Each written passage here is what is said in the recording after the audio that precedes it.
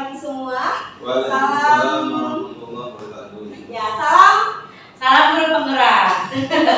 Gimana kita? Salam guru penggerak. Ya, baik ya. Saya ulang ya. Terima kasih atas kehadiran Bapak Ibu semua di sini dalam rangka kegiatan diseminasi budaya positif. Dari kami CGP Angkatan 9, saya Setiawati. Saya Rani Rahmadini. Insya Allah kita hari ini mau diseminasi tentang budaya positif yang sudah kita dapatkan dari materi CGP ya. Ya. Seperti itu. Nah sebelumnya kita buka dulu dengan doa kali ya. Betul ya. Baik, sebelum kita memulai presentasi tentang budaya positif, sedikit kita mulai dengan baca Bismillahirrahmanirrahim. Ya. Sekarang mungkin langsung aja kita lanjut ya. Ya. Gimana? Ice breaking dulu Kali kali ya. biar semangat dulu nih. Mungkin nggak pakai lari-lari, kita yang biasa aja ya. Oke, mungkin sudah pernah mendengar, anak sudah pernah tahu. Apalagi guru-guru, wah ya. Guru-gurunya masih pada Guru masih muda gitu ya. Pernah mendengar nggak? Clue bumi itu bulat. bumi itu bulat. Sudah pernah mendengar? Sudah. Ya, sudah tahu berapa orang? 1, 2. Oke, yang lainnya berarti yang udah tahu. Tolong silent dulu ya. ya. Oke, clue-nya bumi itu Bulat. Jika saya bilang 9 adalah 1, 8 adalah 2, maka 90 berapa?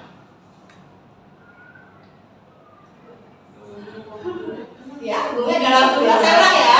Jika clue-nya adalah bumi itu bulat. Jika saya bilang 0 adalah 1, 9 adalah 1, maka 8 berapa? Atau 1 tambah 1 berapa? 2. Salah, 0. 6 tambah 1. Salah, 1. Karena bumi itu bulat. Bumi itu bulat. Oke, clue-nya tadi ya, perhatikan ini Ya. kita ice breaking-nya berkaitan dengan apa, Bu? Nalar ya. Nalar ya. Selain nalar juga ini ya, kecong lah nih. Iya, kekecok nggak ya? Gitu. Tadi udah kan 6 tambah 1, kenapa jawabannya 1? Karena bumi itu bulat. 6 tambah 1, 1. Kalau 8 tambah tambah 0, 1. salah. Berapa? 3. Oh. Udah belum? Loh, coba ulang lagi. Ya, Kalau 6 tambah 6 tambah 6. udah tahu? 6 tambah 6 tambah 6. Bumi itu bulat. Saya. Bumi itu bulat. 6 tambah 6 tambah 6. Ada tahu? Berapa? 3. Iya, betul. Atau yang paling gampang, bumi itu bulat. 0 tambah 0 tambah 10 berapa? 0 Tambah tambah 0 0 tambah 10. Salah. Berapa? 3. Kenapa? Karena bumi itu bulat. Bulat. Clue-nya bumi itu Ayo Pak. bulat. Tidak tahu di mana. Sama dengan ada bulatnya nggak? Enggak ada. 6 ada enggak? Ada 0 bulat kan? Iya. 6 ada bulatnya? 9 ada bulatnya? 8 ada bulatnya? Oke, kan 8 ada berapa bulatnya? 2. Makanya kalau disebut tadi misalnya 8 tambah 0 berarti berapa? 3. Iya. Iya.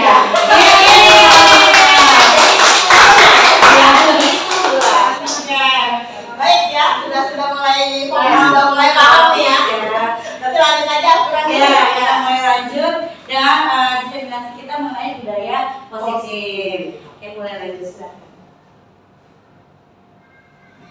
Ya. Kemudian perkenalkan dulu Ya, ya. baik.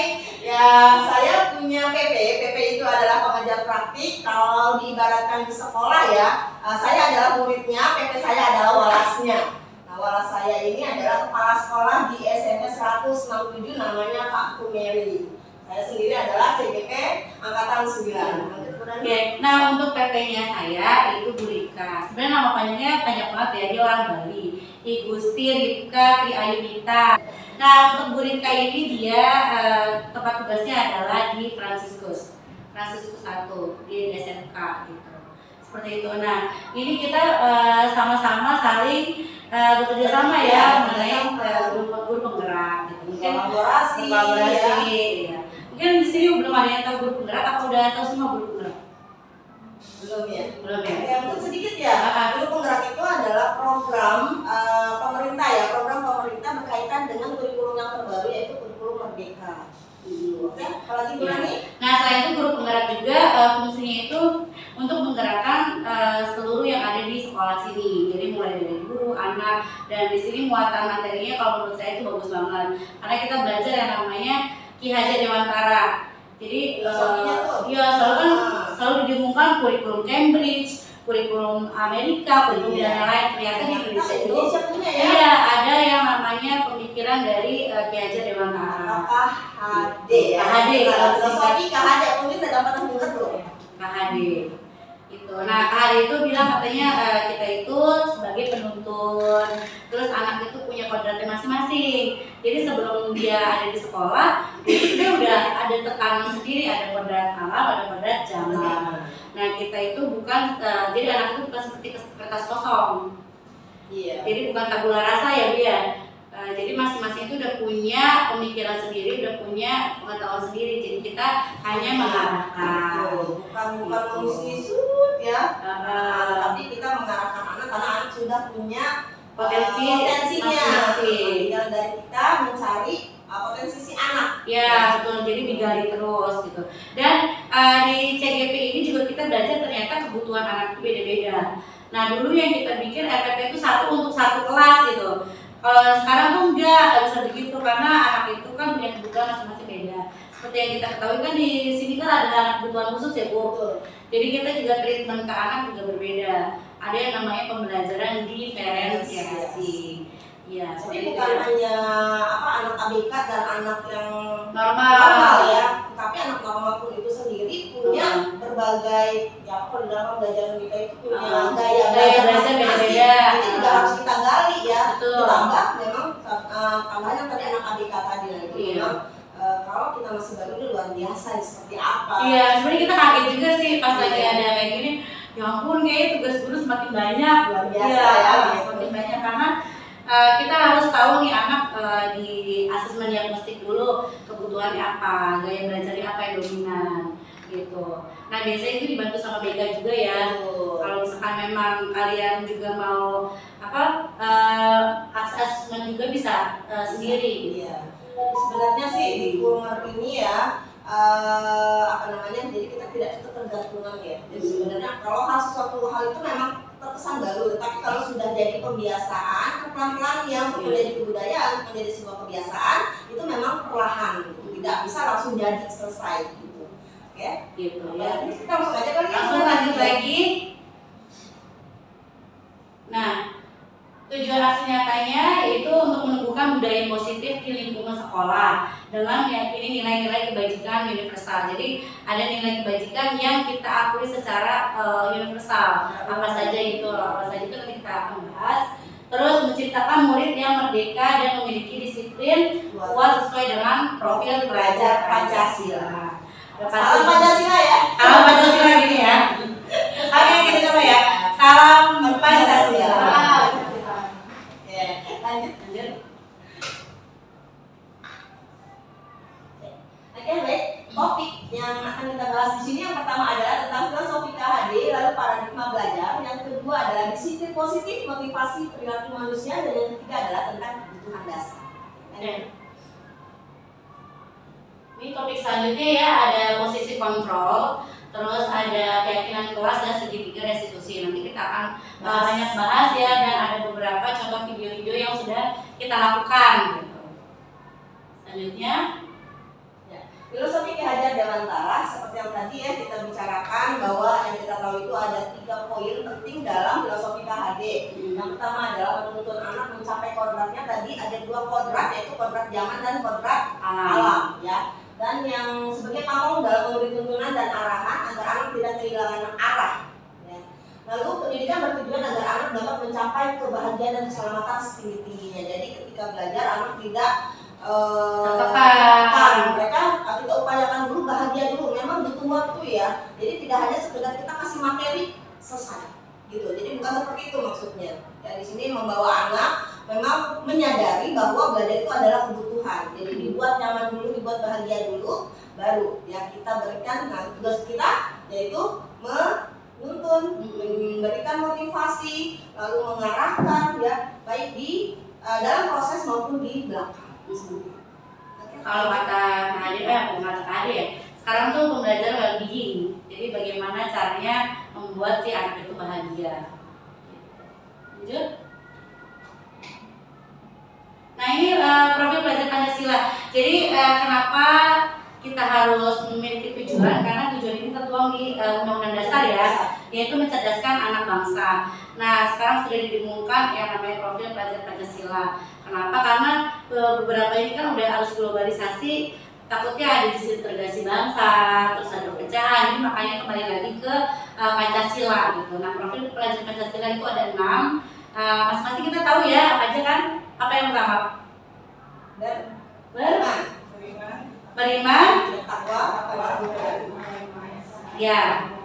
Terus yang kedua, mandiri. Yang ketiga, benar diri. Yang keempat, berkebinekaan global. Yang kelima, gotong royong. Yang terakhir adalah kreatif. Nah, ini yang kita harapkan dimiliki oleh anak-anak. Jadi 6 dimensi ini yang akan dituang-tuang juga di proyek kelima gitu. Mungkin kita juga bersama-sama ini ya proyek kelima. Jadi ini ada dimensinya. Seperti itu. Lanjut. Ini konsep utama budaya positif ya. Di sini ada beberapa poin. Yang pertama adalah disiplin positif dan nilai-nilai kebaikan nanti ya yang akan kita lihat. Lalu ada motivasi, hukuman, penghargaan, restitusi. Lalu ada kebutuhan dasar manusia, ada keyakinan kelas, posisi kontrol dan segitiga restitusi. Sama dengan yang empat tadi ya. Iya. Oke, silakan ya. Oke, ini kita masuk nih. Masuk ke kasus ya. Kita masuk dulu ke kasus nih ya. Kasus. Ayo berani. Nah di sini ada kasus pertama. Kalau misalnya di sekolah itu tidak ada aturan yang memberikan surat teguran bagi guru yang sering datang terlambat, atau tidak ada atasan yang memberikan Anda penghargaan menjadi guru terbaik karena sering tepat waktu, apakah Anda akan tetap datang tepat waktu untuk mengajar murid-murid? Jadi misalkan di sekolah itu tidak ada aturan tentang hukuman dan tidak ada penghargaan untuk orang yang datang lebih dulu lah atau yang terlambat. Jadi tidak ada hukuman dan tidak ada penghargaan.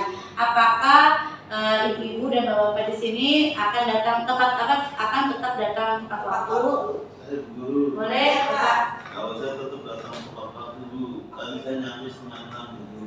Alasannya apa? Alasannya boleh, Pak. Alasannya karena datang tepat waktu itu satu menghindari macet.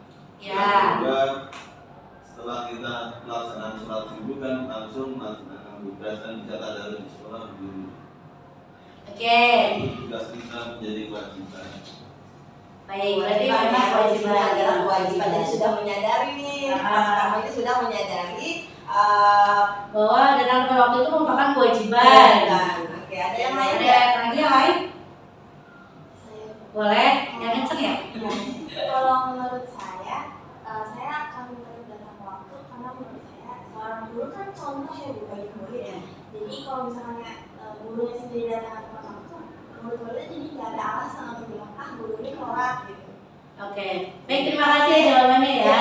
Ya, karena teladan. Oke, ada lagi yang mau menambahkan? Semua jawaban ini kok, nggak ada yang Tidak ada salah dan tidak ada benar ya. Ada lagi? Hah? Tapi rata-rata pengennya datang tepat waktu. Apa memang nggak ada aturan ini? Iya, santai Santai aja, aja, ya, gitu. karena nggak ada aturan. Gitu. Karena ada beberapa yang menjawab seperti itu ya. Jadi ya udah orang nggak ada aturannya, kenapa harus gitu. Berarti kalau yang seperti itu bukan berasal dari diri sendiri gitu. Alhamdulillah berarti memang sudah menyadari bahwa itu suatu kewajiban. ada suatu kewajiban bagi seorang guru Iya. sebagai teladan tadi dulu. Ya selanjutnya ada kasus kedua. Ya baik, kasus kedua, sebagai seorang pendidik saat Anda perlu hadir di suatu pelatihan, motivasi motivasi apa yang mendasari tindakan Anda untuk hadir?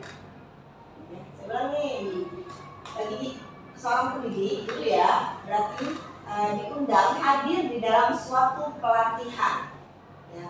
Kira-kira motivasi apa yang mendasari tindakan Anda untuk hadir? Di sini ada pilihan ya. A. Tidak ingin ditegur oleh panitia. B. Tidak ingin mendapatkan surat teguran. C. Ingin dilihat dan dipuji oleh orang. D. Ingin mendapat penghargaan sebagai guru berprestasi. E. Ingin menjadi pembelajar sepanjang hayat, menjadi orang yang berusaha dan bertanggung jawab serta menghargai diri sendiri sebagai teladan bagi murid-murid, guru-guru serta lingkungan, karena Anda percaya tindakan Anda sebagai pemimpin pembelajaran akan jadi panutan oleh lingkungan Anda. Yang dulu. Ya, ada yang jawab A, Yang enggak. ada yang jawab A, B, C, Ada. D, Bisa jadi. bisa jadi ya. Jadi Berprestasi bisa. kalau misalnya gini nih Bu Rani, ini kan pelatihan secara umum ya. Nah, misalnya kalau memang kan kadang kita suka mencari pelatihan yang ingin kita minati ya, kita pilih ya. Kalau itu yang mau nggak mau memang kita suka gitu. Iya. Tapi tiba-tiba ada pelatihan yang kita minati, tapi ada dari atasan, itu bagaimana ya kira-kira? Iya, Maksudnya itu tuh. benar-benar. Nah, kamu nggak suka nih, kayaknya nggak Nggak sesuai, nggak sesuai passion kita, passion gitu. saya gitu. Tapi kamu harus Datang. Bapak Ibu ini harus datang mengikuti pelatihan. Gimana tuh kira-kira? Ya silakan. Kalau saya sih tetap ikut ya Bu, karena sebagai pendidik saya pasti banyak kurangnya. Jadi saya butuh suatu pembelajaran lain dari orang lain juga seperti itu. Oke, tepuk tangan kita semua ya. Kalau saya dulu, Ya, boleh Bapak. kalau saya tetap ikut karena itu adalah tugas dari pimpinan. Yang kedua, saya juga meskipun kurang tertarik kan itu ilmu lama-lama akan bermanfaat. Ya, seperti kita CGP ya. Ya Sama.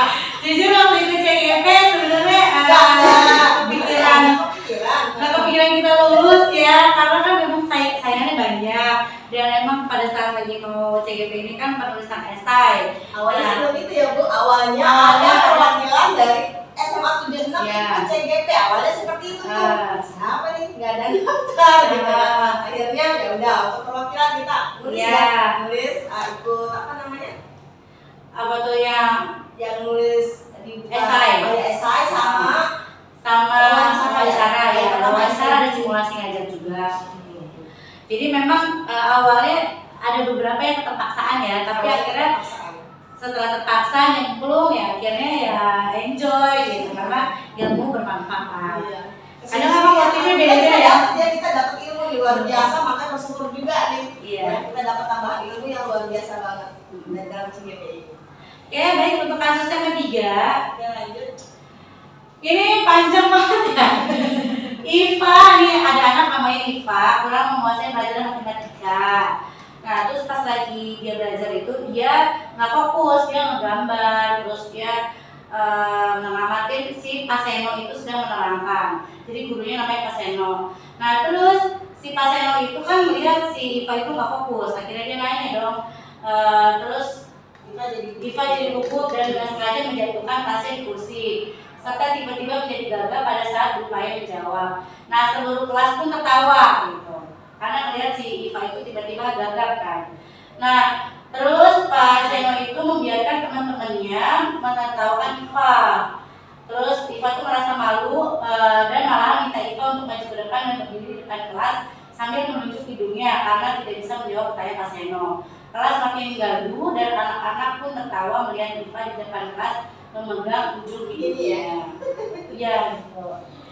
Nah, jadi di sini kasusnya gitu ya. Jadi misalkan di sini ada anak namanya Iva, dia itu nggak fokus. Nah, kadang kalau kita sebagai murid kalau nggak fokus suka ditanya, ya kan biar si anak itu kembali lagi ke fokus. Ya. Siapa tahu dia lagi ngawang-ngawang kan, balik lagi ke fokus. Nah, pada saat si Iva itu ditanya, dia tergugup kan, jadi akhirnya jatuh. Nah, pas lagi jatuh gitu kan anak-anak pada ketawa. Nah, si bapak ini malah diem aja membiarkan si anak-anak teman-teman itu menertawai. Nah, menurut ibu dan bapak, apakah ibu dan bapak setuju dengan tindakan Pak Seno terhadap Iva? Gimana? Tidak. Tidak. Alasannya kenapa?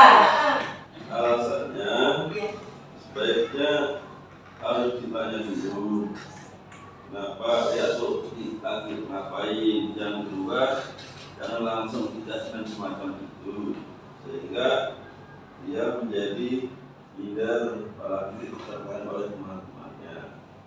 Memang kalau kita lihat dengan bakatnya minatnya, ada orang yang belajar makin dulu lalu melukis, tapi dia adalah bisa itu tidak harus lalu punya itu untuk inspirasi untuk menyampaikan pemikiran.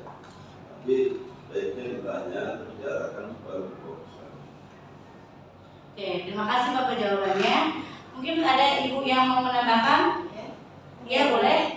Jadi menurut saya dari kasus ini, sikap dari seorang guru yang bernama Pak Seno ini saya kurang setuju, karena di sini bisa saja membunuh mental dari seorang anak, yang dimana kan setiap anak itu mempunyai vision tersendiri. Kalau misalnya dia tidak fokus ketika belajar, setidaknya guru bisa menanyakan mengapa, dan langsung memberikan hukuman. Seperti itu. Oke, terima kasih. Ya, memang kita rata-rata tidak setuju ya dengan tindakan Pak Seno ya, karena bisa menjatuhkan mental si anak itu, bisa kena mental illness nanti. Terus pertanyaan kedua, menurut Anda, menurut Bapak Ibu, tindakan Pak Seno terhadap IPA adalah sebuah hukuman atau konsekuensi. Jadi pada saat nanti disuruh maju ke depan tuh, sambil menunjuk hidungnya seperti itu termasuk hukuman atau konsekuensi? Hukuman. Hukuman. Oke. Hukuman ya. Hukuman kenapa? Ada alasannya? Karena menurut saya si Pak Seno langsung menghukum tanpa adanya persetujuan kelas. Iya, karena menurut saya kalau konsekuensi itu murid dan guru udah tahu gitu, kalau misalkan ada yang melakukan ini nanti bakal ada ini gitu. Oke. Ya, Terima kasih. Ada lagi? Setuju sama kayak dulu kan apa yang dilakukan Pak Seno itu sebuah itu membuat si anak dulunya itu seharusnya dia menanyakan dulu coba kamu maju ke depan kalau misalnya kadang anak kalau misalnya langsung ngejudge kayak gitu kan kayak oh saya nggak mau, saya malu gitu membunuh mentalnya dia kan Bu. Nah seharusnya guru pun bisa mengerti gitu tentang pendapat dari si diri anaknya, bukan malah langsung menunjuk terus langsung maju ke depan. Iya. Baik, terima kasih jawabannya. Ya, Kita ya, benar. luar biasa. Kayaknya perlu ikut CGP semua nih. Muridnya orang BK sih. Oh iya betul. Oke, lanjut. Selanjutnya itu kita bahas tentang ada disiplin positif ya. Oke, di sini ada disiplin positif ya, di sini ada hukuman ya. Hukuman yang seperti tadi ya adalah pasang pihak ya, memberikan tindakan untuk satu pihak ya. Ya, lalu ada konsekuensi. Konsekuensi di sini tadi juga yang sudah dijelaskan juga bahwa konsekuensi itu ada perjanjian di antara dua pihak itu kan. Lalu lanjut ada penghargaan atau pemberian reward ya. Ini terkadang ternyata penghargaan itu tidak bagus tidak juga. bagus juga, ada minusnya ya nyala. Lalu ada restitusi. Nah nanti di restitusi adalah analisis ya. Kita menganalisis nanti akan menggunakan namanya segitiga restitusi. Dan yang terakhir adalah disiplin positif. Jadi hak-hak dari apa-apa sudah ada, kita ambil hak-hak yang baik dan positif bagi perkembangan khususnya peserta didik. Lanjut. Nah ini perbedaan dari hukuman dan konsekuensi. Jadi bisa dilihat sendiri di sini untuk hukuman itu bisa dibilang bisa membuat anak itu menjadi gagal gitu. Maksudnya gagal dalam kita untuk membentuk anak itu jadi gagal. Sedangkan kalau konsekuensi dan restitusi itu bisa berpeluang untuk sukses. Cuman kita di sini ditekankan bahwa yang lebih baik adalah restitusi gitu. Nah untuk hukuman itu biasanya sesuatu yang menyakitkan, terus Jadi kayak tadi kan yang malu, mental ya. jadi sakit itu yang sakit secara psikis dan secara fisik sih gitu. Nah lalu rata-rata hukuman itu memang satu arah doang, maksudnya cuma dulu aja gitu. Sedangkan kalau konsekuensi itu udah antara dua pihak gitu. Nah untuk restitusi ini lebih luas lagi ya, karena di sini ada proses. Nah pada saat di restitusi ini kita harus menyadarkan dulu ke anaknya.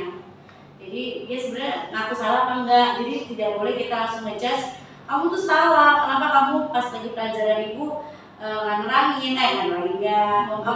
memperhatikan gitu. Atau mungkin yang disebut juga dengan pembinaan ya, mungkin kalau di dalam lingkungan kita ini sebutnya ada pembinaan dulu nih dalam institusi ini. Jadi nggak langsung tunjuk kasih hukuman atau kasih ikut aja gitu Ya, gitu. Jadi di sini guru pun tidak boleh langsung ngejudge.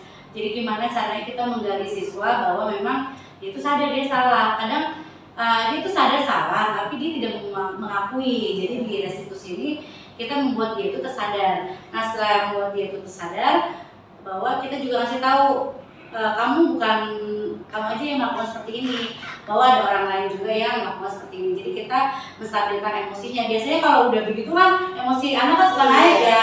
Jadi gimana caranya untuk menstabilkan emosi? Jadi kita bilang tenang, kamu tuh nggak sendiri, ibu juga pernah melakukan hal itu misalnya gitu. Atau ada orang lain yang melakukan seperti itu hal wajar.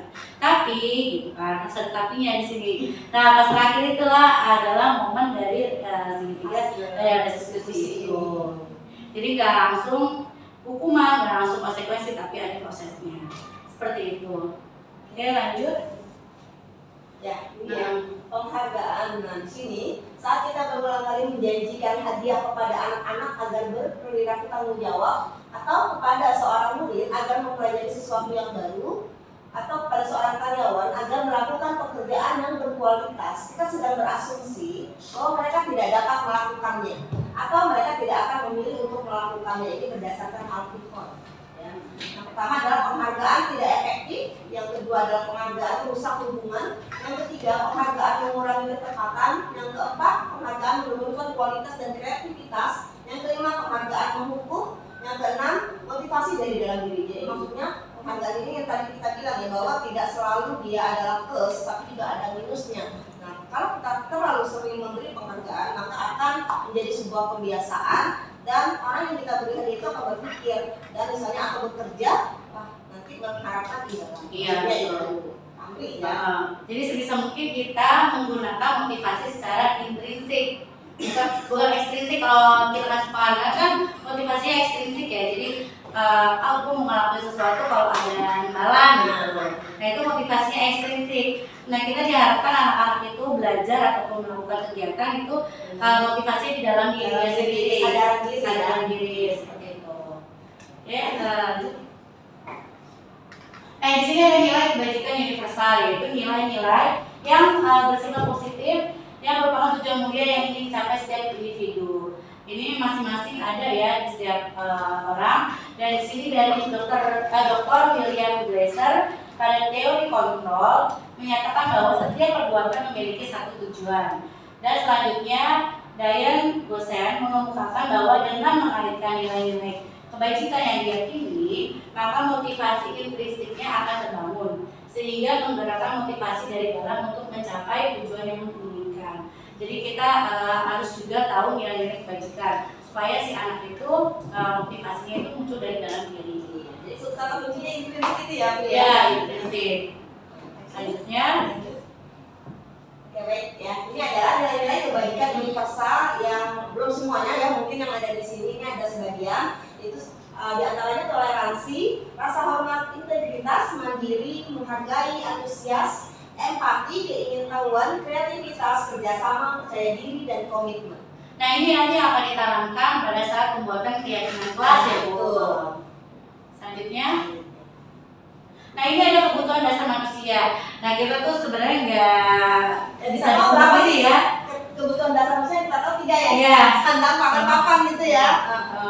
Tapi ternyata ada lagi ya. Ada lainnya ya. Jadi untuk masing-masing ya, ini kebutuhan dasar manusia itu ada banyak, ada 5 ya di sini. Yang pertama itu kita butuh kasih sayang. Benar, kasih sayang dan rasa diterima. Dan rata-rata murid-murid di sini memang butuh kasih sayang dan perhatian. Saking mereka butuh itu sampai melakukan pelanggaran gitu, karena untuk mendapatkan kasih sayang yang tidak bisa mereka dapatkan di rumah gitu. Sama kita juga membutuhkan kasih sayang kan.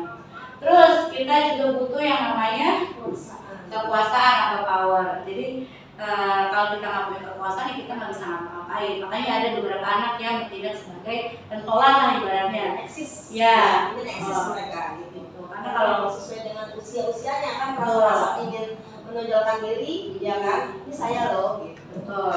Jadi itu kekuasaan.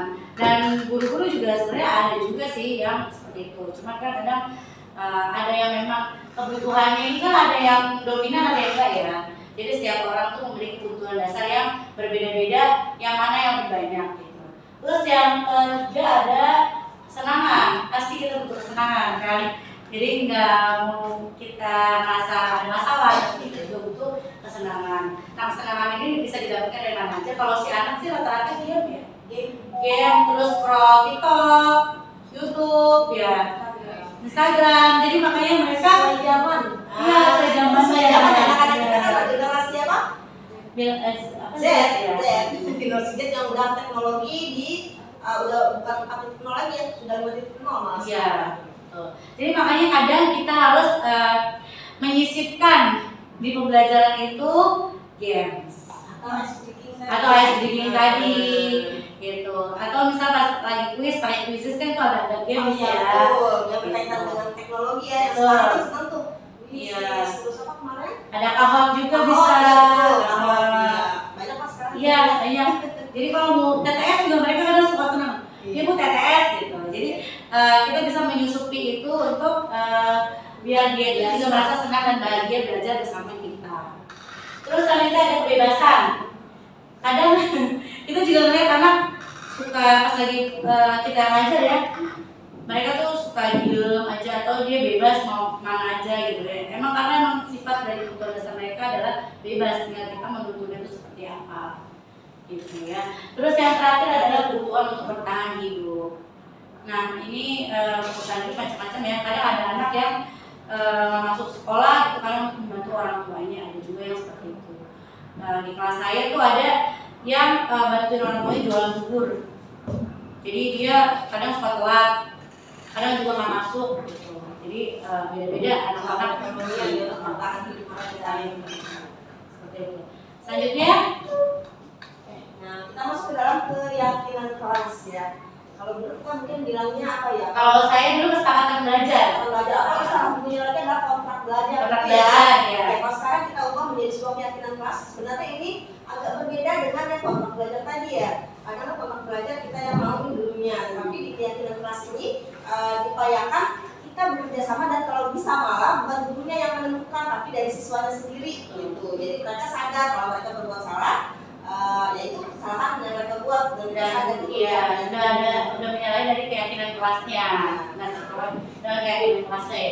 Ya, jadi keyakinan kelas ini bersifat lebih abstrak daripada peraturan, lebih rinci dan konkret. Keyakinan kelas berupa pernyataan-pernyataan universal, lalu senantiasa dibuat dalam bentuk positif. Ya, dalam kalimat positif tentunya ya, Bu ya. Jadi upayakan tidak menggunakan kalimat negatif yang jangan atau apa gitu ya. Upayakan kalimat positif. Oke, lanjut, keyakinan kelas sebenarnya tidak terlalu banyak sehingga mudah diingat dan dipahami oleh semua warga kelas. Lalu keyakinan kelas sebaiknya sesuatu yang dapat diterapkan di lingkungan tersebut, jadi nggak usah terlalu tinggi, tapi yang ada di dalam kelas sederhana yang bisa mereka lakukan sesuai dengan kesadaran diri mereka. Lalu lanjut lagi, di sini semua warga kelas hendaknya ikut berkontribusi dalam pembuatan keyakinan kelas lewat kegiatan curah pendapat. Ya itu tadi ya benarnya, jadi diharapkan siswa-siswanya sendiri yang membuat keyakinan kelas itu. Kita hanya sebagai fasilitator ya. Iya. Fasilitator, lalu sebagai menuntun mereka seperti apa sih yang dibangun mereka gitu. Dan yang terakhir adalah bersedia meninjau kembali keyakinan kelas dari waktu ke waktu. Jadi bukan sekali sudah, tapi terus diingatkan. Iya. Jadi pas penerapan keyakinan kelas baru banget kita 2 hari lalu ya membuat simulasi di dalam kelas. Jadi pertama anak kan suruh nulis dulu di sticky notes. Di sticky notes kalian di pelajaran biologi ini maunya seperti apa? Misalnya boleh minum atau boleh makan gitu. Terus jadi ditulis tuh mereka di sticky notes. Terus ada macam-macam jawaban yang ada PR ya. Terus ada lagi kelas harus bersih, itu bagus ya. Terus mengajarkan mengumpulkan tugas tepat waktu. Ya, auditnya dia bisa pernah ikut ya Ibu. Terus ada lagi, kalau mereka lebih ke kelas saya itu kemarin lebih kepada tepat waktu. Bukan dengan tepat waktu, mengumpulkan HP tepat waktu. Nah itu adalah salah satunya karena kan memang di program kita mengumpulkan HP atau istilahnya program bijak menggunakan HP, gitu kan. Jadi di dalam kemarin itu keyakinan kelas di kelas saya itu mereka meminta mengumpulkan HP tanpa disuruh-suruh, tanpa ayo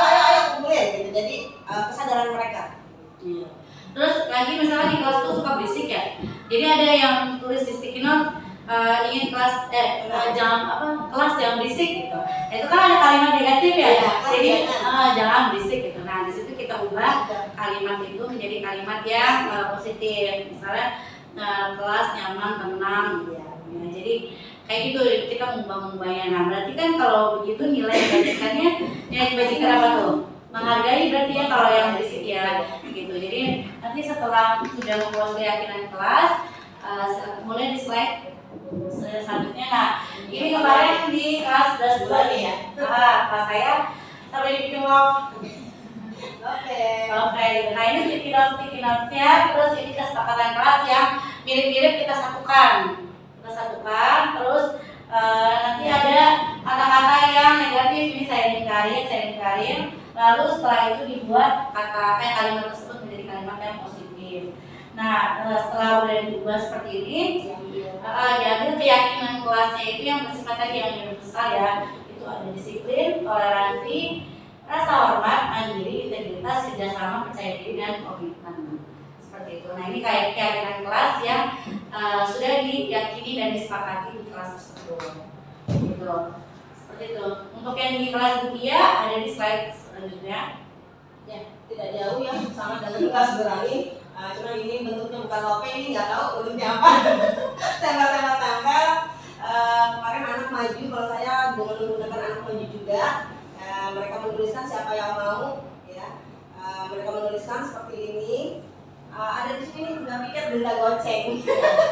Nah, ini dia nih. Agak. Saya beri tanda tanya, ya seperti itu. Tapi kita nggak boleh ini ya, tidak boleh. uang. Ya kan ada ya, tidak boleh memungut uang. Oke, jadi setelah ini kita buat menjadi kalimat yang lebih positif lah ya. Lalu nilai-nilainya di situ lebih, karena di sini lebih banyak tepat waktunya, berarti antara disiplin dan komitmen. Waalaikumsalam warahmatullahi wabarakatuh. Oke, bertemu lagi dalam pelajaran biologi. Gimana kabar kalian? Alhamdulillah.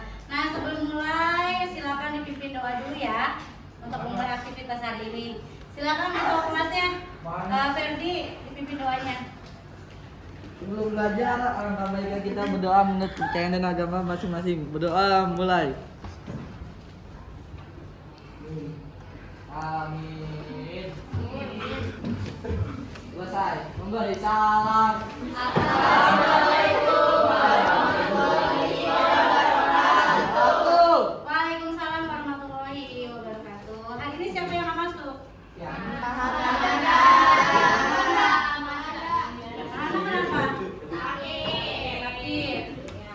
Siapa lagi? Ada lagi? Itu depannya Rifali kosong. Ini Juri. Juri kemana juri? Mereka. Ada Bang Sari. Sama Jonathan ya. Berarti yang lain hadir ya. Sebelum kita mulai pelajaran biologi, sebaiknya kita membuat kesepakatan kelas dulu. Nanti ibu akan membagikan kalian sticky notes. Jadi sticky notes ini kalian isi, kalian tulis di kelas biologi ini mau kesepakatannya apa. Misal mau kelasnya bersih gitu, atau misal mau apa lagi kira-kira? Apa lagi kira-kira? Tertib, tidak ada sampah, apa lagi? Kalau ngumpulin tugas nah misalnya seperti itu ya. Nanti kalian tuangkan di dalam kertas ini. Jangan lupa dikasih nama, terus kalian mau apa di dalam kelas. Jadi kita bersepakat di mana di dalam. Ibu kasih sticky notes ini, nanti kalian tuliskan kesepakatan atau keyakinan kelas apa yang ingin kalian tulis di sini ya. Nanti jangan lupa tulis nama dan apa yang ingin kalian sepakati di dalam kelas biologi. Paham? Oke, baik. Ibu akan membagikan sticky notes-nya. Jadi satu orang satu sticky notes ya. Mau request warna? Pink. Saya mau pink. Biru. Pink sih, mau pink. Kenapa mau warna pink sih? Imut. Pink. Haha. Mana lagi warna pink? Biru. Gue mau. Ini bagian aja. Gue ini. Biru. Boleh, kesepakatannya boleh lebih dari satu. Biru aja warna pink. Itu pink.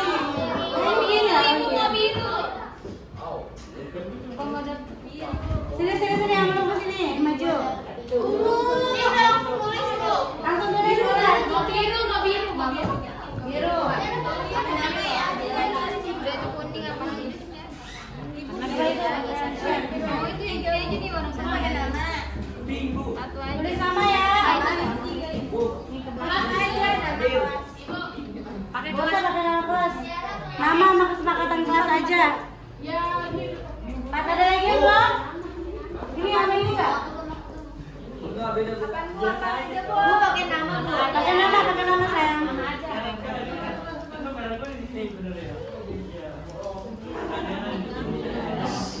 Dah, udah semua. Dewi. Ini satu ada warna. Warna dulu itu aja dulu dah. Dikit sayang. Siapa lagi yang belum? Ayo kalian tulis kesepakatan apa yang pengen kalian lakukan bersama-sama di kelas biologi. Tulis aja. Tulis boleh. Boleh lebih dari satu. Boleh lebih dari satu. Yang udah gimana? Yang udah ditempel di sini. Tempel di sini ya. Oke.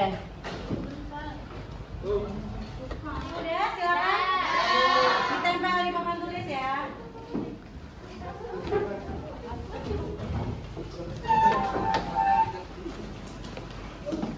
Yang sesuai warna juga nggak apa-apa, sesuai warna-warna.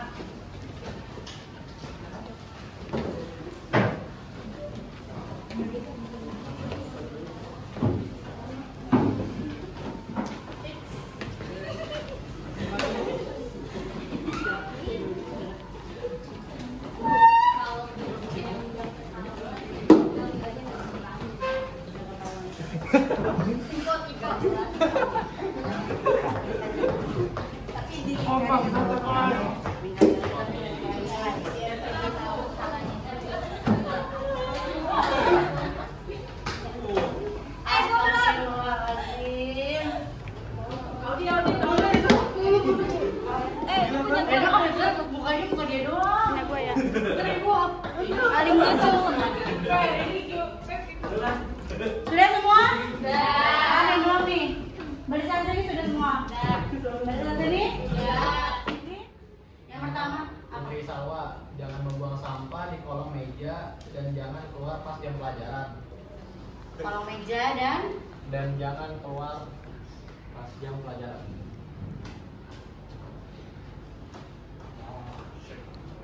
keluar kelas. Yang kedua apa ini? Kelas yang wangi, solid, gampang diatur. Kelas yang wangi, solid, terus dan gampang diatur.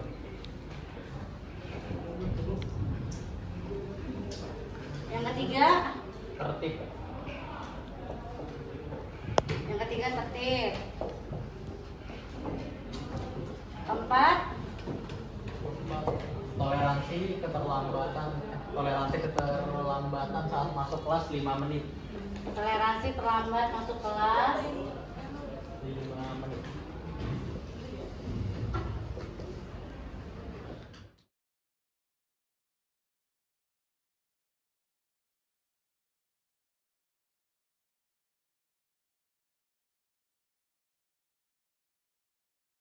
Kesepakatan kelasnya sudah ditulis. Sekarang kita lihat mana kata-kata negatif. Itu kita ubah dengan menjadi kata-kata yang positif. Contohnya yang kata negatif yang nomor berapa? Tidak ada. Kalau ada kata jangan, kata positif apa negatif? Negatif. berarti nomor berapa aja? Satu. Terus? Udah ya? Berkata kasar. Positif apa negatif? Berarti kata-katanya harus diubah ya kita ya. Kalau pakai jangan nggak boleh ini ya? Ada nggak? 10. Kalau tulisannya tidak terlalu jelas, ya 10 ya. Terus tidak berisik. Nah, ada negatif kan? Iya. Ada lagi?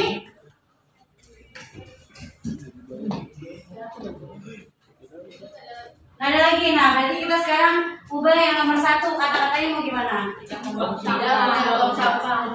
Nggak boleh kata tidak. Berarti tidak negatif. Membuang sampah pada tempatnya.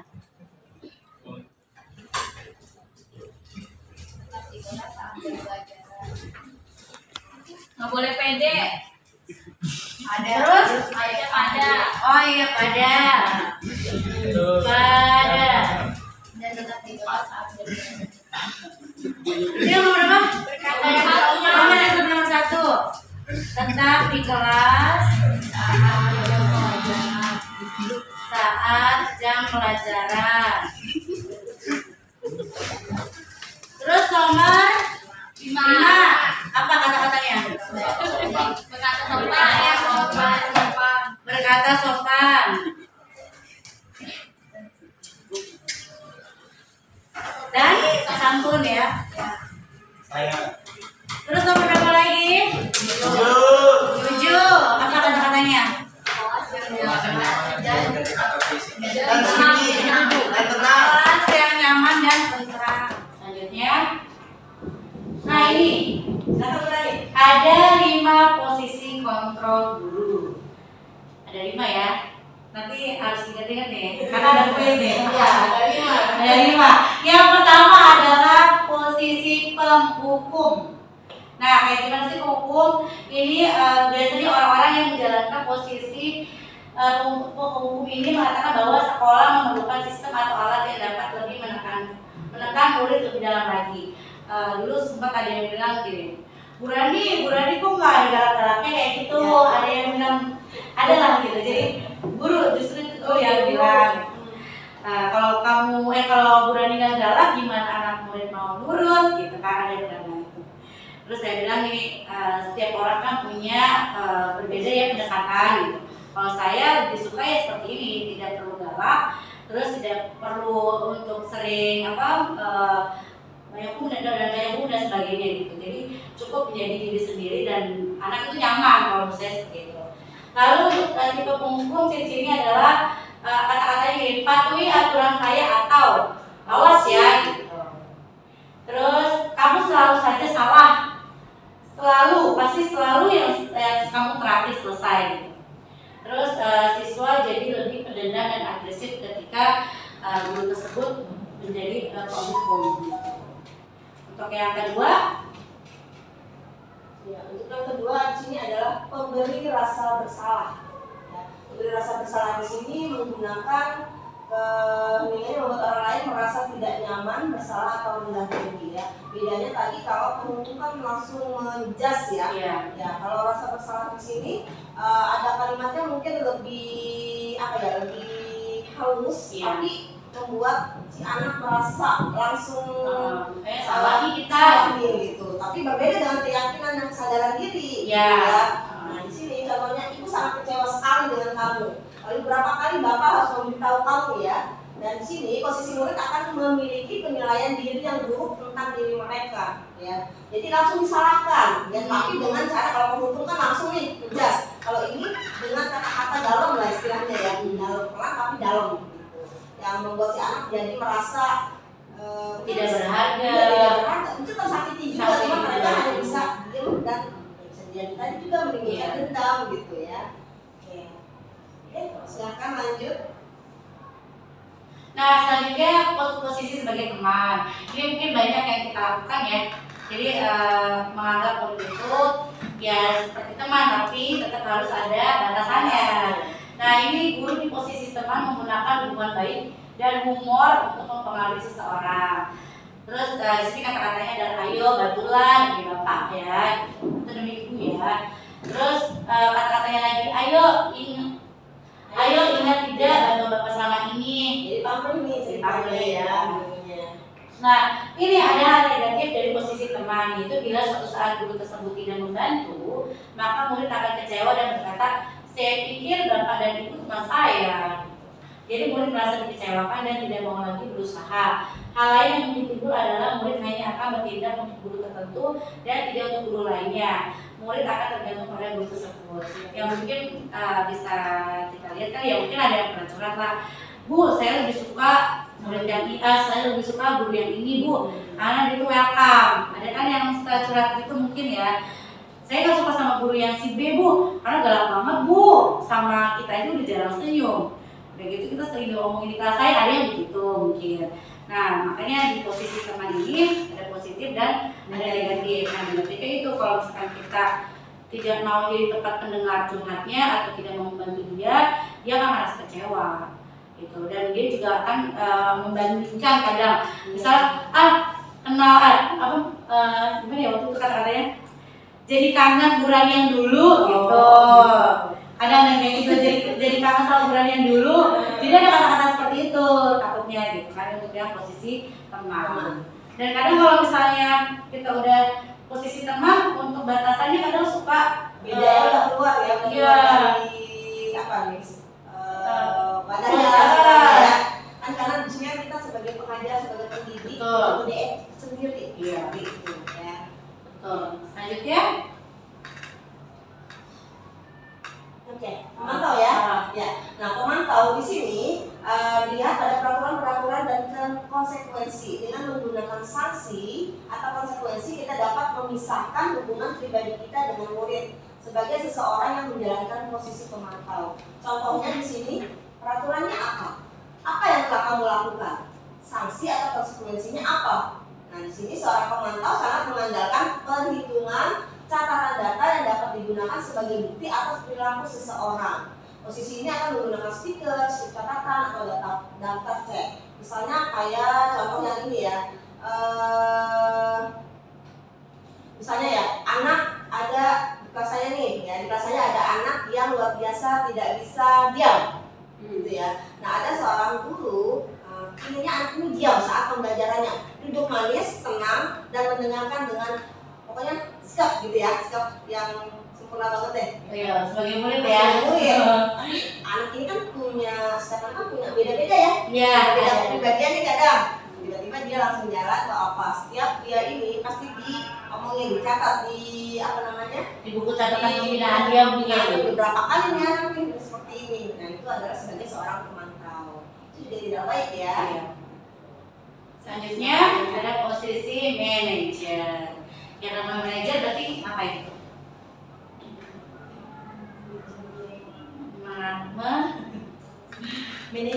Manajer keuangan berarti pengelola, pemimpin ya.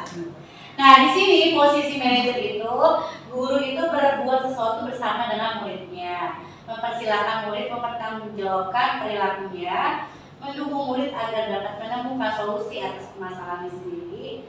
Dan di posisi manajer ini, murid diajak untuk menganalisis kebutuhannya sendiri maupun kebutuhan orang lain. Nah, di sini penekanannya bukan pada kemampuan membuat konsekuensi, namun dapat berkolaborasi dengan murid bagaimana memperbaiki kesalahan yang sudah dilakukan. Nah, ini yang akan kita tekankan ya. Jadi dari 5 posisi kontrol guru, yang pertama tadi apa? Penghukum. Kedua, membuat rasa bersalah. Yang ketiga, posisi sebagai teman. Yang keempat, pemantau. Yang terakhir adalah manajer.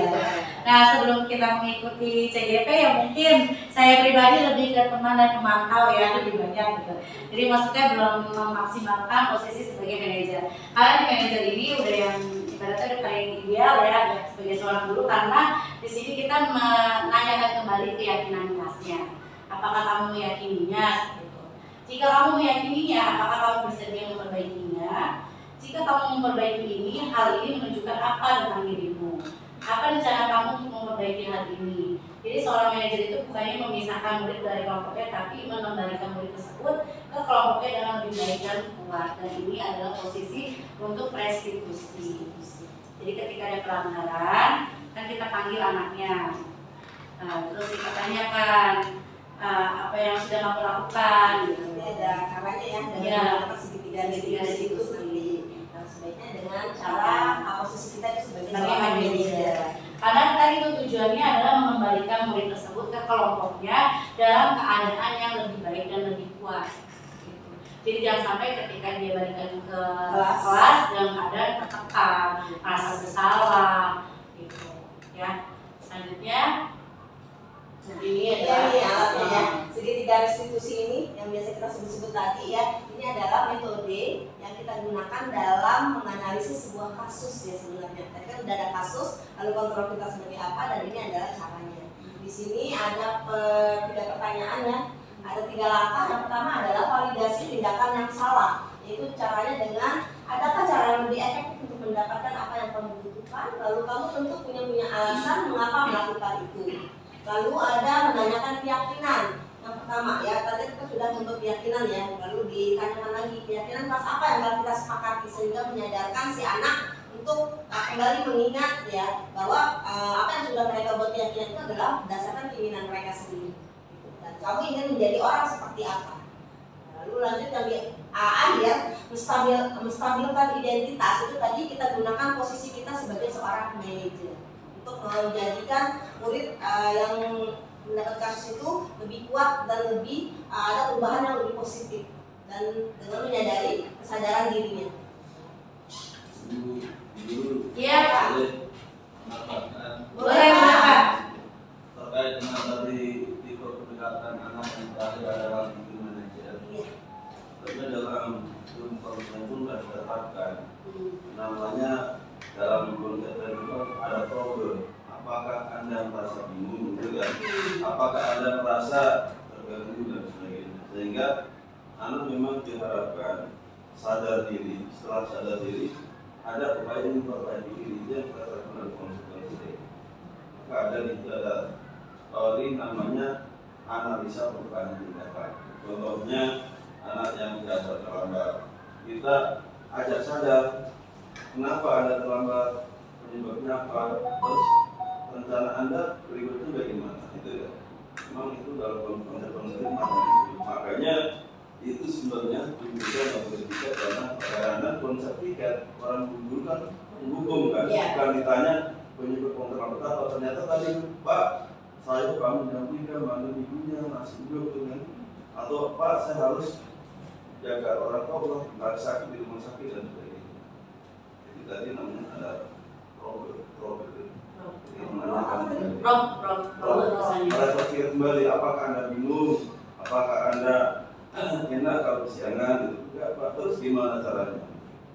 Sehingga nanti yang memutuskan adalah anak itu sendiri. Kalau itu saya jadi dia tidak akan terlambat lagi. Caranya gimana? Tidak akan tidurnya sore dan sebagainya.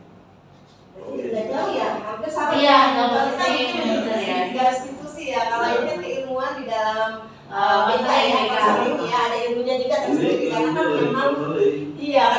memang memang apa mengharapkan untuk membantu siswa ya di dalam sikap karakter gitu ya. Kan dalam konseling pun kita melihat namanya masa lalu, masa sekarang dan masa depan. Last year, now and future. Memang mungkin ini yang harus kita ingatkan kembali ya Pak ya, buat teman-teman guru kita juga mungkin ya Pak, biar mereka juga paham atau sebenarnya sih mereka mungkin sudah melakukan itu, cuma kita hanya bantu mengingatkan kembali. Seperti di kelas, data dikatakan karena individu unik kan, tidak sama kan, ada 36 karakter kan, yang additional people yang berbeda. Maka kalau kita menuju di kelas kan melihat tipe kerja itu bagaimana, apa tidak bisa semuanya. Lagi yang dengan nanti pembelajaran diferensial Pak, diferensiasi itu, karena di dalam satu kelas dengan berbagai siswa kan kita harus mengetahui dulu ada tes ya Pak nanti ya, ada tes daya belajar dulu nih anak nih, jadi kita baru akan bisa melaksanakan apa yang dimaksud dengan pembelajaran diferensiasi. itu di konseling dibahas. Kayak belajar ada tipe kan, visualitatif, auditif, psikomotorik gitu kan. Ada kinestetik juga. Lanjut, silakan. Ya, terima kasih Pak atas masukannya. Ya, sama kita semua. Ini ada video. Mungkin kita juga masih belajar juga ya mengenai penerapan segitiga restitusi. Tapi bisa juga. Terus saya juga jadi agak-agak malu gitu ya. Ini saya keluarin dulu ya.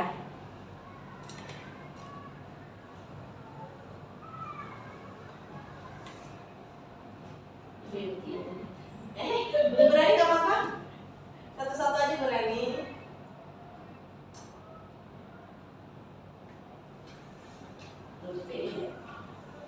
Oh, perlu akses.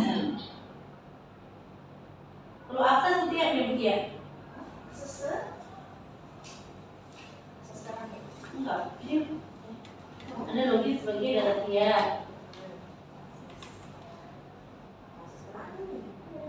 tapi ini punya yang Utia. Utia kan yang Google Drive.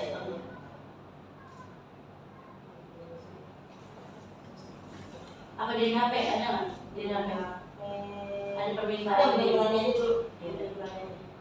Dan Utia buka aja dulu. Ya tadi pengen video dulu. Salah saya juga ini. Nggak punya berani aja dulu. Nggak pede. Harus pede, self confident. Iya. Itu ada rasa materi percaya diri. Dia mesti banyak berburu nih. Harus banyak latihan jadi semakin self confident. Terus ini menurut kita kan ibu dia kan. Dari situ maka saya di PK itu tanamkan anak diskusi kelompok. Bukan itu. Memang anak tampil di depan latihan bicara. Aduh begitu. Latihan menatap temannya, latihan berdiri di depan, latihan bicara di depan. Menurut orang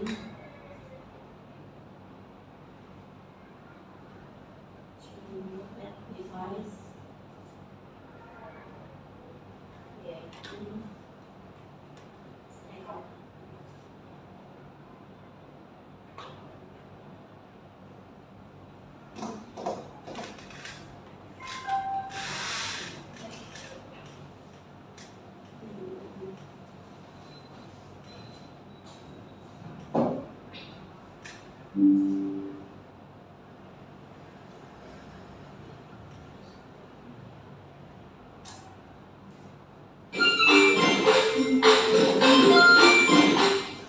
Assalamualaikum warahmatullahi wabarakatuh. Salam sejahtera. Betul nggak? Ngapain? Saya Rani Nasmani, CGP Angkatan 9 dari SMA Negeri 76 Jakarta. Video kali ini akan membahas tentang penerapan segitiga restitusi untuk mengatasi permasalahan yang ada di sekolah. Selamat menyaksikan video ini. Jangan dulu.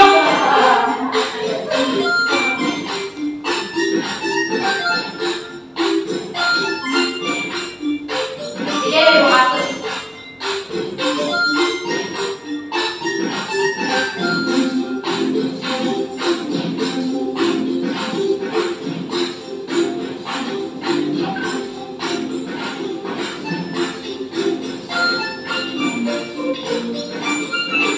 Ini yang pertama nih, tarikan identitas.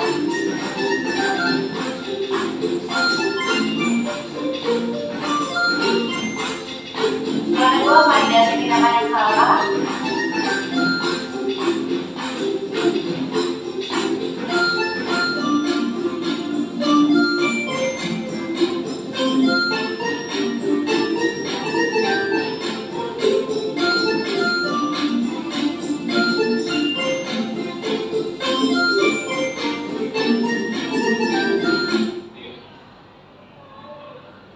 Ini Steve kelas 3 dulu. Contoh ya. Sampai ya. Dia minjem ruang BK. Cil, suaranya ya. Silakan duduk, Steve.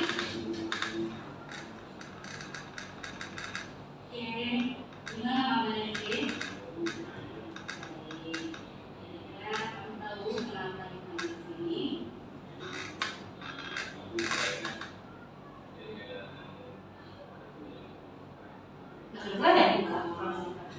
ikut pramuka ya. Ikut pramuka ya. Boleh tahu itu alasannya apa?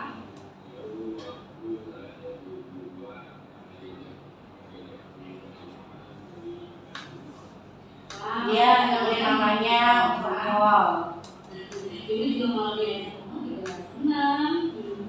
Tapi menurut kamu, apakah kamu benar karena yang baiklah,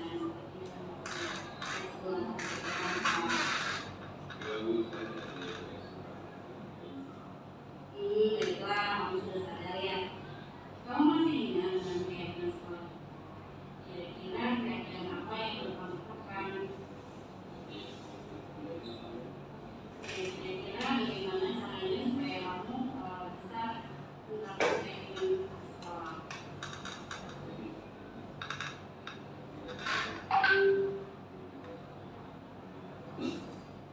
Sore ya itu.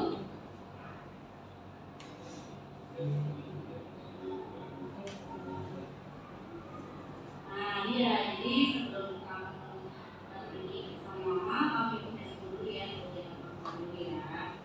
Oke, berarti kamu sudah paham bahwa ada tertib, lalu kita tertib dalam mengikuti kata sekolah.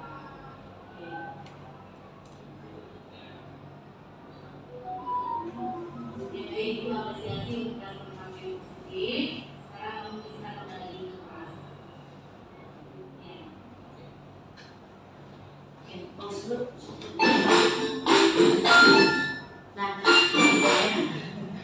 Nah ya, untuk yang kasus pertama, si Steve ini kan dia tidak ikut pramuka ya, dia ngebolos pelajaran pramuka. Terus kan pertama ditanya dulu nih, kenapa kamu dipanggil? Nah, untungnya dia langsung tahu kesalahannya ya. Kalau anak di sini kan ada apa bu? Kenapa saya dipanggil bu? Gitu. Nah itu yang PR kita untuk enggak gitu. Sampai dia menemukan bahwa oh iya memang saya salahnya ini gitu. Nah setelah salah tuh kita menstabilkan emosinya bahwa dia bilang katanya diajak mama pergi ke mall ya kan. Nah kita stabilkan emosi, iya ibu kalau misalnya diajak ke mall juga ibu mau gitu. Jadi kayak diajak bercanda seperti itu. Terus setelah distabilkan emosinya terus kita bilang apakah tindakan kamu ini sudah sesuai dengan keyakinan kelas. Nah itu yang segitiga resolusi tahapan ketiga gitu. Jadi kita kembalikan lagi ke keyakinan kelas bahwa kalau kata dia bu tidak sesuai dengan keyakinan kelas. Akhirnya dia tahu tuh. Terus setelah itu karena kita posisi sebagai manajer kita juga tanya kira-kira sudah sesuai tadi udah. Terus apa yang bisa mengganti supaya kamu tuh nggak kayak gini lagi gitu. Jadi jawaban itu harus keluar dari mulut si siswa. Jadi tidak boleh kita yang kalau gini kamu harus ikut pramuka lagi ya. Terus kalau gini tuh kamu harus gini-gini yang enggak. Dari si anak sendiri yang menjawab, bukan dari kita. Kita hanya menuntun dengan bentuk pertanyaan-pertanyaan seperti itu. Mungkin satu aja lagi kasusnya ya. Satu aja karena selanjutnya Butia ya. nggak bisa kayaknya ya. Butia nggak bisa juga. Iya benar boleh punya Butia. Nggak bisa ini. Nggak bisa. Kalau gini sih juga nggak bisa. Satu aja ya. Nah ini belum bisa nih. Belum bisa nih.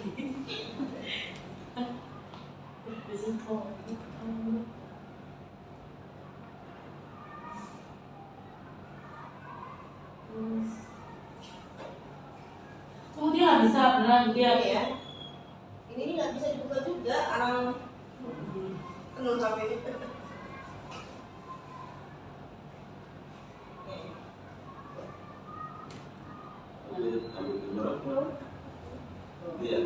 Bukan.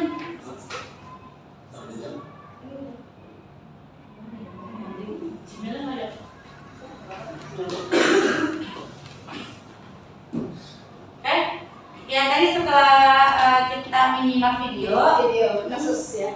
segitiga restitusi yang diharapkan itu yaitu murid menjadi lebih kuat secara pribadi. Jadi biasanya yang membuat masalah itu lagi labil.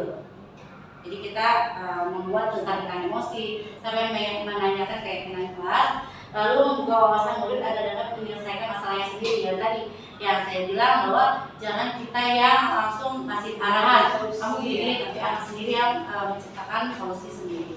Murid semakin percaya diri, mandiri dan merdeka. Inilah konsep dari merdeka belajar. Tambahkan lagi. Boleh, akan coba. Dari segitiga spesies itu, Iya. sesuai dengan konsep pengertian konseling, bimbingan konseling ya. Bimbingan adalah suatu bantuan yang diberikan seseorang baik individu maupun kelompok agar individu memahami diri sendiri, mampu mengarahkan diri sendiri, dan menyelesaikan diri sendiri, mengakalisasi diri itu sama dengan. Jadi setelah dia paham masalahnya, mampu mengarahkan dirinya, dapat mewujudkan dirinya jadi pribadi yang optimal, yang diterima secara psikis maupun informasi sosial. Itu konsepnya. Belajar saya kalau mereka memang ya sama. Kalau kita memang ada bagian-bagian di sini yang paling pentingnya yaitu segitiga distribusi. Makanya dalam konseling kita nggak menasihati, tapi menggali kita sadar. Oke, gimana Bu Rani? Baik.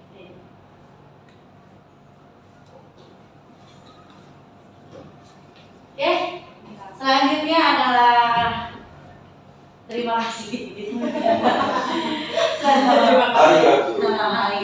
Jadi di sini ada quotes ya, quotes. Pembelajaran Ki Hajar Dewantara sangatlah adaptif sehingga pembelajaran menjadi lebih berbudaya. Semoga dengan penerapan prinsip disiplin positif, SMAN Tujuan semakin bisa maju jaya. Oke, tepuk tangan.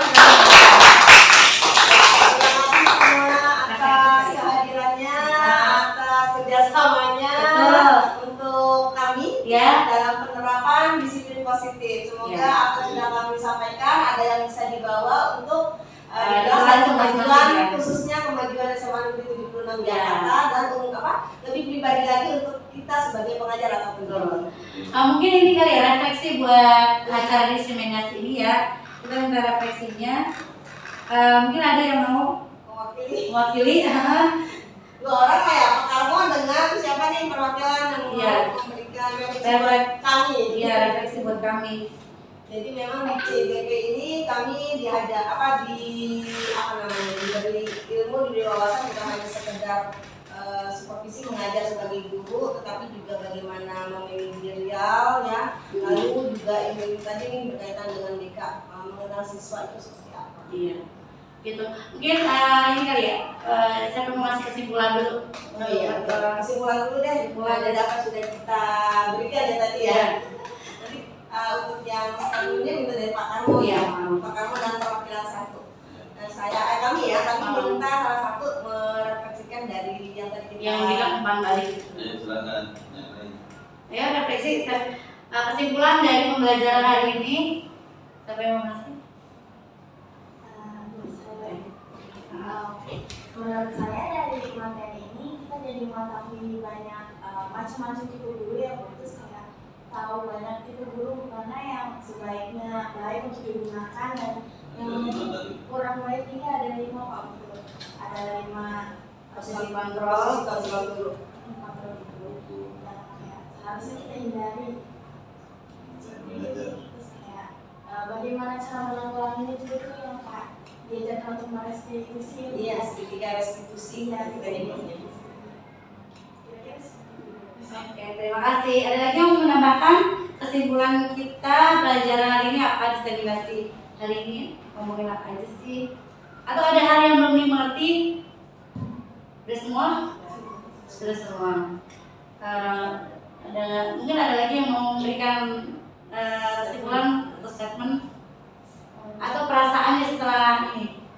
Sebagai pendidik, sebagai guru, itu kan saya banyak banget dari sini bisa belajar kembali.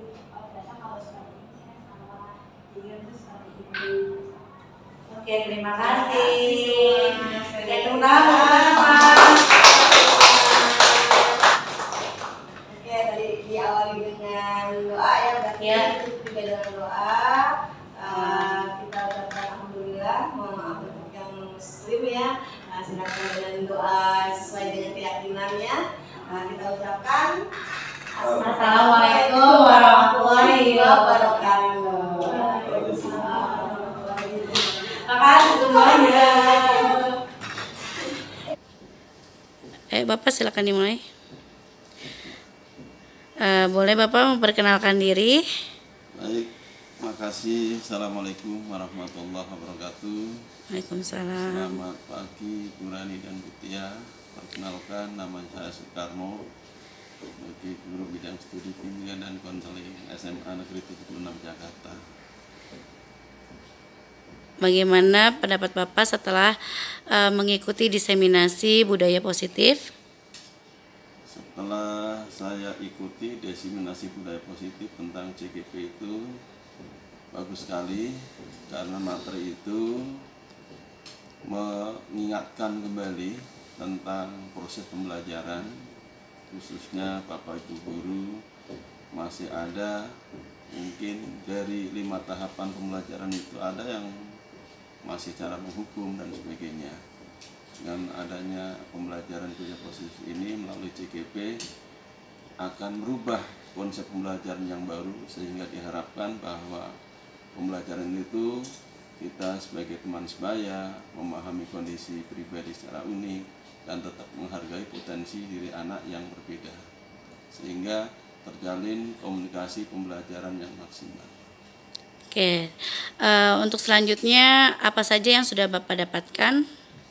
Yang saya dapatkan pertama tadi tentang beberapa penanganan kasus yang terjadi, bagaimana kita pengambilan sikapnya juga.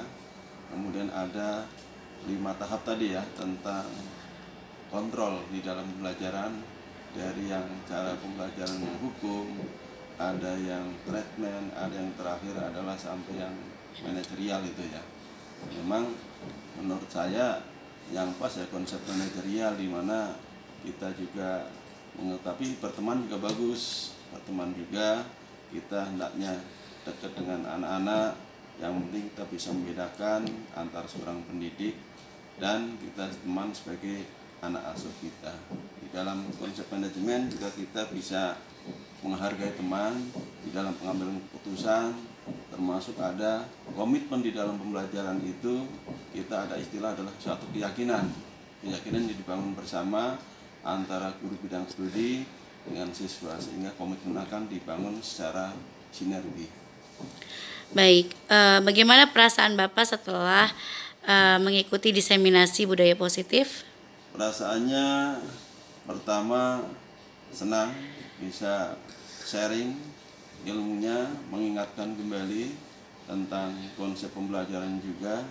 Yang berikutnya kita juga senang karena teman-teman bisa mengikuti pembelajaran CGP juga, karena tidak semua kesempatan itu bisa diikuti. Mudah-mudahan teman-teman kita di SMA 76 bisa terpanggil juga dan bisa ikut seleksi, sehingga nanti pembelajaran di SMA 76 dengan kurikulum merdeka itu bisa berjalan maksimal, akan memperoleh prestasi yang maksimal untuk anak-anak kita. Yang terakhir nih Pak, kesan dan pesan buat kita sebagai CGP. Pesan dan pesannya bahwa ilmu yang diperoleh dalam proses pembelajaran CGP itu mudah-mudahan bisa diterapkan secara maksimal. Jadi seperti orang-orang yang kategori mulia adalah orang yang belajar dan mengajarkan. Jadi bisa diterapkan di sini, dapat menimba ilmunya juga, sehingga akan perlu diterapkan dengan maksimal. Nah, itu pesannya. Kesannya bahwa pembelajaran semacam ini ternyata adalah bagus, ya kan? Di mata teman-teman juga bagus, supaya teman-teman yang belum lulus seleksi supaya terpanggil, tetap diajak, tetap ditularkan ilmunya, sehingga akan menghasilkan nanti teacher yang the best, yang berkualitas. Oke. Oke, terima kasih Bapak atas umpan baliknya. Semoga Bapak sehat selalu. Mungkin penutup kali Bapak, closing statement boleh? Apa ini? Oke, kita ucapkan SMA 76 bisa maju jaya, dan salam literasi sekaligus salam Pancasila. Oke, terima kasih Bapak.